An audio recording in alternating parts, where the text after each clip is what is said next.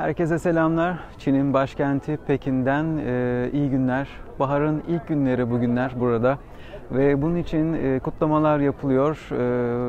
Doğanın doğuşu, yeniden hayata dönüşü için yapılan bu etkinliklerde bir parktayım. Sizleri buraya göstereceğim ama öncelikle bir hatırlatma. Siz de benimle burada, tam burada olmak için VR gözlüklerinizi takın ve bana eşlik edin. Diğer yandan eğer VR gözlükler hazır değilse cep telefonuyla 360 dereceyle burayı döndürerek istediğiniz kısımlara bakabilirsiniz. Size olabildiğince gerçekçi bir seyir, gerçekçi bir gezinti sunmaya çalışacağım. Şimdiden iyi keyifler.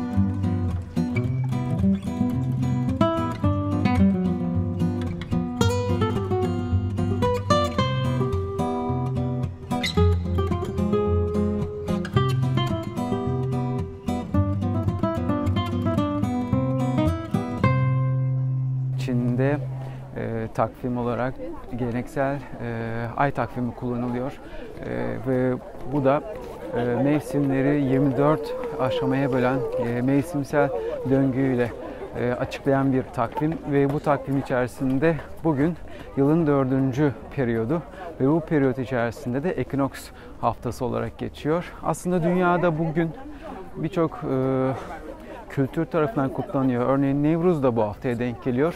21, 22 hatta 23 Mart'a kadar Nevruz kutlanıyor. Sadece Çin'de değil, Asya ülkelerinin çoğunda bu şekilde bahar etkinlikleri yapılıyor. Özellikle bildiğiniz gibi Japonya'da da kiraz ağaçlarının açtığı dönem var. O da Nisan ayına denk geliyor. Burada ise şu an daha çok erik ağaçları açmış durumda ve bazı küçük çalılar şu an çiçek açıyor. Gece ile gündüzün eşit olduğu bu haftada bir denge olduğu ve bu haftada yapılacak bazı etkinlikler var. Onlar yapılarak güzel vakit geçiriliyor. İşte onlardan biri bu tarz parkların gezilmesi. Öte yandan mesela bir yumurta oyunu var. Yumurtayı bugünlerde arkadaşlarla oyun oynayarak dik tutabilen bu yıl içerisinde bolluk, şanslı bir yıl geçireceği olduğuna inanılıyor. Tabii bunlar eğlenceli batıl inançlar. Benim çoğunlukla Asya'daki şehirlerde gördüğüm şey mevsimsel geçişleri o şehirde yaşayan bir kentli olarak takip edebiliyorsunuz. Öte yandan tabii çarpık kentleşme içerisinde olan kentlerde bunu göremezsiniz. Ama aslında mevsimsel olarak yıl içerisinde bizim fark etmediğimiz çok küçük geçişler var. Örneğin geçen hafta buradaki yine geleneksel Çin ay takvimine göre 3. periyottu. O da toprağın ve böceklerin uyanmasıydı. Her periyoda yönelik olarak da bir tavsiye var. Örneğin bu hafta ekinoks haftasında armut yenmesi tavsiye ediliyor. Çünkü hava rüzgarlı, kuruyor. İnsanların nefes alırken solunum yolları kuruyor ve genellikle boğaz şişmesi, iltihabı ve ardından da gribe yönelebiliyor. Bu tarz etkenler olabiliyor. O nedenle de armut ciğerleri nemlendirdiği için iyi geleceği söyleniyor buradaki uzmanlar tarafından da. Bu da size bahar aylarından küçük bir tavsiye olsun.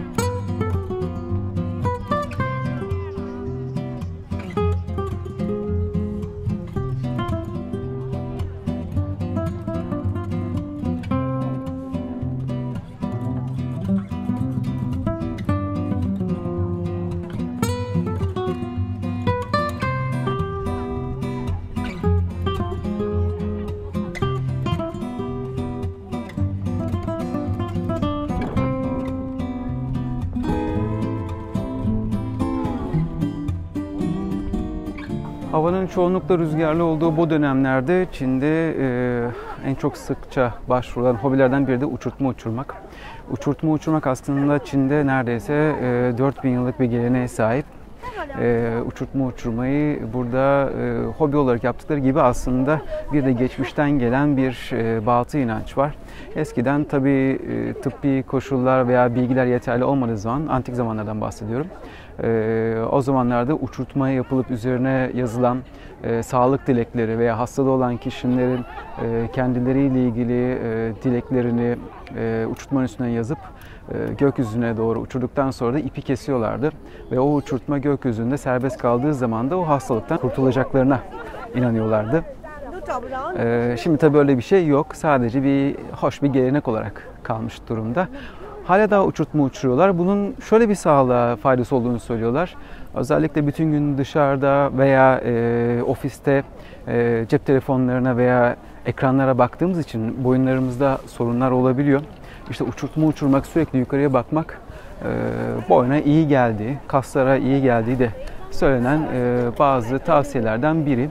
Aklınızda olsun.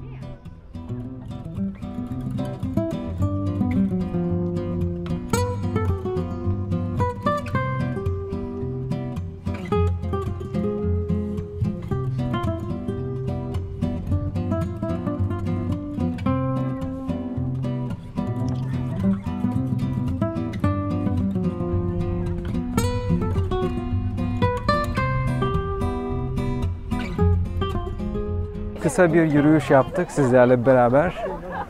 Umarım hoşunuza gitmiştir. Her gittiğim yerden bu şekilde sizlere güzel anlar, manzaralar aktarmaya çalışacağım. Sizler de dediğim gibi VR gözlüklerinizi takıp benim kanalımı takip ederseniz benimle burada bana eşlik edebileceksiniz. Sevgiler, kendinize iyi bakın. Güzel bir bahar mevsimi sizinle birlikte olsun. Size sağlık ve mutluluk getirsin diliyorum. Hoşça kalın.